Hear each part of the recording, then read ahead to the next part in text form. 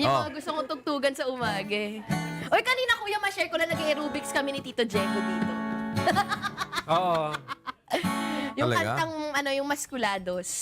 Kasi di ba habang nasa radyo kayo, nag-aerobics kami dalawa dito. You know, to burn off the extra fats. Paano? Ano nga yun? Jumbo.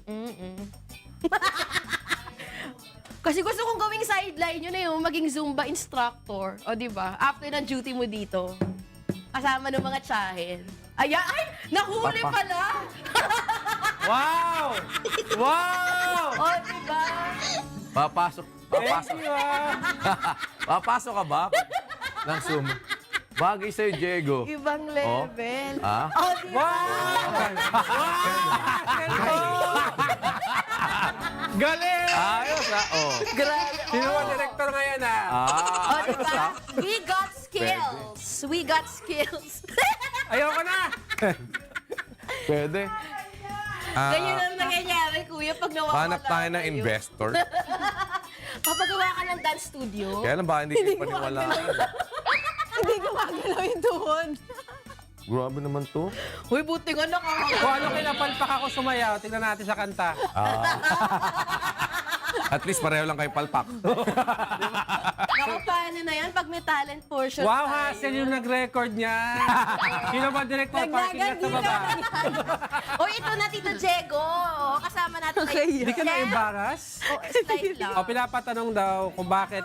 Kasi ang ginawa ni Chef, tuna. Yes. O, bakit dalawa ang grinil daw niya? Well, according to my resources. Ano, sagot. Kasi, tuna. Okay. Like, tuna. O, diba? Wala si Rina. Inaangat ko lang yung book of jokes niya. Alam mo, Rina, naalala ka pa rin namin kahit wala ka. Now, Rina, kung nasaan ka man, alam kong nandito ka pa rin.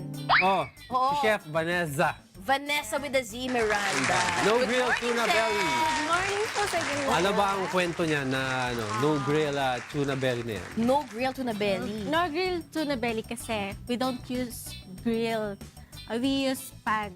That's why no grill at all. No grill. Okay, sige. Ano pa yung... Naawa ka naman sa amin na, Chef. Sige, Chef, ano pa yung mga ingredients natin dito? First is tuna belly, soy sauce, orange juice or lemon juice, ground ginger means garlic, red pepper flakes, honey or dark brown sugar, ketchup, salt, pepper, and that's all. Yun na yun. Yes. Ang bango-bango nito kanina, itong no grill tuna belly. Sige, paano ba gumawa niyan, Chef? Ano yung step one? First is gagawin natin ang marination, ang soy sauce, lahat ng liquid pagsasama-samahin natin, orange juice, then honey, ketchup, then the ground ginger, Tapos, red pepper flakes, then minced garlic, and ano itong nilalagay mo, dark Chef? brown sugar, Okay, brown sugar. Tapos, and pepper. with a little bit of pepper. Tapos, ang gagawin Then, natin ay... ilalagay natin ng tuna belly.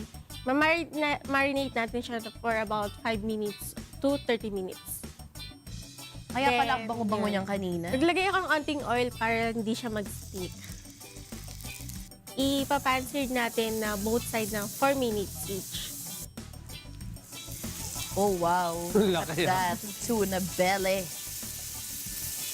So, cook lang natin siya hanggang sa maging medyo flaky na yung Yung tuna. kanyang skin, Yes. pag medyo nagka-crust na. Ayan na! Nako! No grill No grill tuna belly. O, may baon pang iba. Oo. Ano yan, Chef? Meron tayo dito, gising-gising na vegetable. Gising-gising? Oh, Yes, gising-gising. gising-gising kasi Wakey-wakey. spicy siya. Then, we also have kare-kare na seafood. Seafood kare-kare. And yung ating sweet na bagoong. Sweet bagoong. Wow. Tapos ito. And for the Bagoong. dessert, ito ang ating sapin-sapin. Then, pinipig na dito. Ikaw gumawa lahat yan? Yes. Ah. Lahat yan from my parents and grandparents' recipe. Heirloom recipe pala yun. Yes. Heirloom recipe. Ooh. Sige, Chef, ano bang iyong contact number and yung social media details? Yes, you can contact us at 044-940-7829. And yung iyong Facebook ay... You can search us at Lamarang Steaks and Seafood Restaurant. And also for our Instagram account, Lamarang Steaks and Seafoods. Wow, may restaurant kayo. Saan to located? Where is it It's located?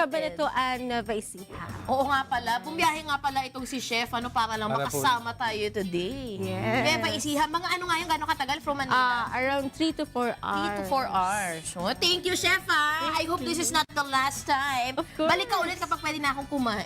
Yes. Thank you, Chef!